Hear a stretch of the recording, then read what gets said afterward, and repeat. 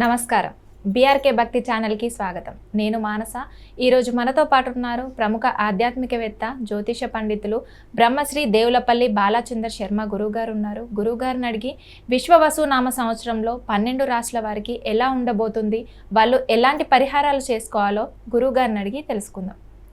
నమస్కారం గురువుగారు. నమస్కారం.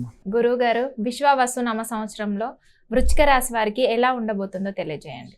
శ్రీమాత్రే నమః. శ్రీ గురుభ్యో నమః. వృశ్చిక రాశి వారికి సంబంధించి విశ్వావసు నవ సంవత్సరంలో ఎలా ఉందంటే ఆదాయం 2, వ్యయం 14, రాజపూజ్యం 5, అవమానం 2. సాధారణంగా వృశ్చిక రాశి వారికి సంబంధించిన విషయానికి వస్తే మనకి తులారాశి వారి యొక్క ఆదాయ వ్యయాలకు సంబంధించి వీరికి ఉంటుంది.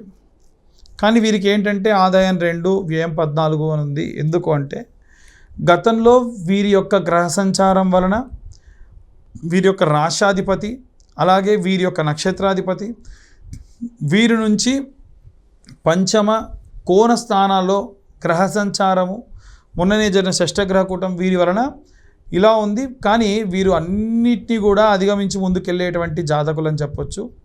సాధారణంగా ఏంటంటే ఈ రాశి వారికి గురువు మే నుండి 8వ స్థానంలోకి సంచరించడం వలన, శని 5వ స్థానంలో సంచరించడం వలన, రాహుగ్రహం మే నుండి 4వ స్థానం నుండి, కేతువు మే నుండి 10వ స్థానానికి సంచరించడం వలన వీరికి ఈ వృశ్చిక రాశి వారికి ప్రత్యేకంగా మధ్యస్థ ఫలితాలే గోచరిస్తూ ఉన్నాయి. కష్టపడితే కానీ, పూర్తి కష్టపడితే కానీ ప్రతిఫలం రాదు.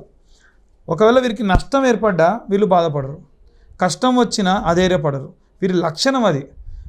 దీనివల్ల ఏమవుతుందంటే రిజల్ట్ చాలా అద్భుతంగా ఉంటుంది. పడేటువంటి కాలం అంతా కష్టం పడ్డా రిజల్ట్ మాత్రం చాలా చాలా అద్భుతమైనటువంటి రోజులు చూడవచ్చు. ఖర్చులు నియంత్రించుకోవాలి ఖచ్చితంగా. అనవసరమైన ఖర్చులు పెట్టకూడదు. వృశ్చిక రాశి వారికి సంబంధించి పంచమ స్థానంలో శని అనుకూలంగా వ్యవహరిస్తున్నాడు, అష్టమంలో గురువు. అలాగే ఆరోగ్యానికి సంబంధించినటువంటి విషయాల్లో చాలా జాగ్రత్త వహించాలి, ఖచ్చితమైన జాగ్రత్త వహించాలి. ఆరోగ్య సమస్యలు, కుటుంబ సమస్యలు కొంతమేరకు వీరిని ఇబ్బంది పెట్టినా, మానసికమైనటువంటి ఒత్తిడి ఉద్యోగం దగ్గర లేదా వ్యాపారం దగ్గర పెరిగినా, వారు చేసేటువంటి పనులలో ఆటంకాలు వచ్చినా అన్నిటినీ అధిగమించి ముందుకు వెళ్తారు. వీరు ప్రత్యేకంగా ప్రసన్న మహాకాళీ దేవాలయంలో ఏవైనా సరే అమ్మవారికి సంబంధించి కుంకుమార్చన, అభిషేకము, అమ్మవారికి చీర పెట్టడము, గాజులు సమర్పించడం ఇలాంటివి చేయడం వల్ల విశేషమైన సత్ఫలితాలు వస్తాయి. అలాగే వృశ్చిక రాశి వారికి సంబంధించి విద్యార్థులు ఈ సంవత్సరంలో అన్ని విధాలుగా కూడా ఆరోగ్యవంతమైనటువంటి విద్యాబుద్ధులు నేర్చుకుంటారు.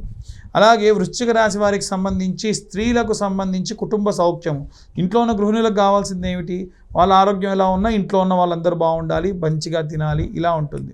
ఆ పరంగా కూడా చాలా బాగుంటుంది. పని ఒత్తిళ్లు బాగా పెరిగినా ఆరోగ్య విషయంలో శ్రద్ధ ఖచ్చితంగా వహించాలి.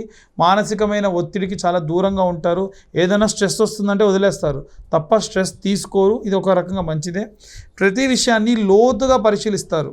మనకు ఒక శాస్త్రంలో ఒక మాట ఉంది, మనం లోతుగా వెళ్తున్న కొద్దీ మిగిలేదేంటి? శూన్యం. ఏది అంత లోతుగా పరిశీలన చేయడం మంచిది కాదు. రాజకీయ నాయకులకు మాత్రం మధ్యస్థంగా ఉంటుంది.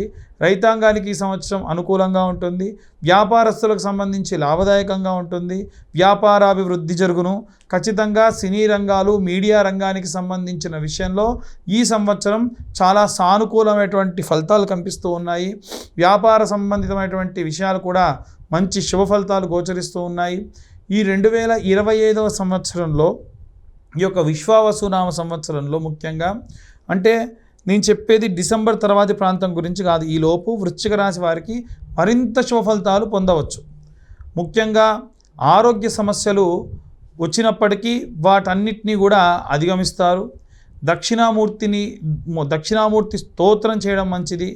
అలాగే అమ్మవారికి తాంబూలం సమర్పించాలి. ఇంట్లో ఉన్న గృహిణులు రోజు మధ్యాహ్నం పూట ఆకు, వక్క, పచ్చకర్పూరము, ఇంత ఖర్జూర పెట్టి అమ్మవారికి సమర్పిస్తే మంచిది. శనగల మాల ఏదైతే చేసి వారాహి అమ్మవారికి కానీ, లేదా అమ్మవార్ల దశమహావిద్యల్లో ఏ అమ్మవారికైనా సరే మాల దండగా వేయడం మంచిది. మరకత వర్ణంలో ఉండేటువంటి కుంకుమ ఉంటుంది కదండి, ఈ రాశివారు అందరూ కూడా, అంటే కుబేర కుంకుమ మరకత వర్ణంలో ఉంటుంది. ఆ కుబేర కుంకుమతో పూజ చేసి నిత్యం ఆ బొట్టు ధరించడం మంచిది. అలాగే అందరూ కూడా ఒక దీపారాధన ఏమిటంటే, ప్రతి ఆదివారం నాడు కూడా మనకు సంపెంగ నూనె అని దొరుకుతుంది. ఆ నూనెతో కానీ లేకుంటే విప్ప నూనె అని దొరుకుతుంది, ఆ నూనె కానీ, లేదంటే 8 రకాలైనటువంటి నూనెలు ఉంటాయి. సంపెంగ నూనె, విప్ప నూనె, నువ్వుల నూనె, ఆవ నూనె, ఆముదము, అలాగే కొబ్బరి నూనె, ఆవు నెయ్యి, అలాగే ఈ తామర గింజలతో వచ్చేటువంటి నూనె ఉంటుంది. ఇవన్నీ కూడా కలిపి కొద్దిగా తెచ్చుకొని నువ్వుల నూనె ఎక్కువ మోతాదులో వేసుకొని ప్రతి ఆదివారం విశేషంగా మనకు తామర ఒత్తులు దొరుకుతాయి. తామర ఒత్తులతో దీపారాధన చేయడం చాలా చాలా మంచిది.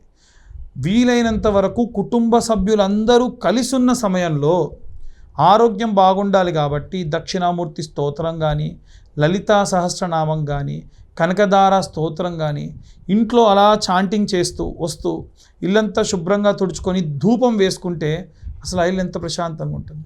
ఎన్నో రకాలైనటువంటి మానసిక శారీరకమైనటువంటి బాధలు కూడా వారికి కోల్పోయి చాలా ఆనందంగా ఉంటారు. కాబట్టి ఈ పరమైనటువంటివి చేయండి. ఈ రాశి వారికి అన్ని రకాలుగా కూడా చాలా బాగుంటుంది.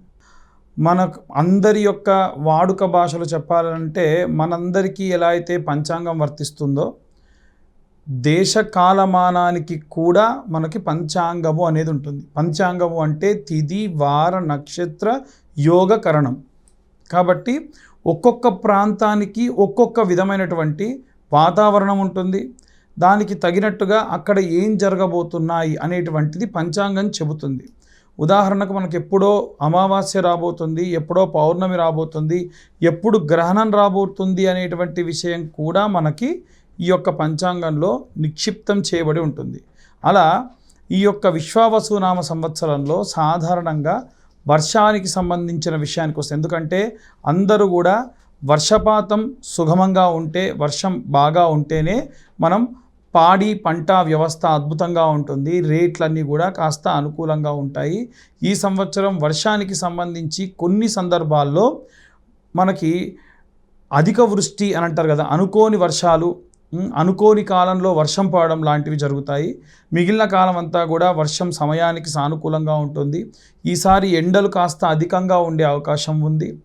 అలాగే పంటలకు సంబంధించిన విషయంలో చాలామంది అత్యాశకు వెళ్తే మన పంట ఎప్పుడు కోతలు కోయాలో అప్పుడు కోసేసి దిగుమతి చేసుకోవడం వల్ల నష్టం రాదు.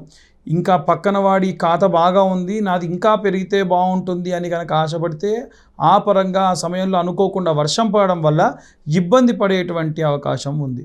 ఓకే గురువుగారు, వృశ్చిక రాశి వారి గురించి, వృశ్చిక రాశి వారు చేయాల్సిన పరిహారం గురించి చాలా చక్కగా వివరించారు. ధన్యవాదాలు గురుజీ. ధన్యవాదాలు.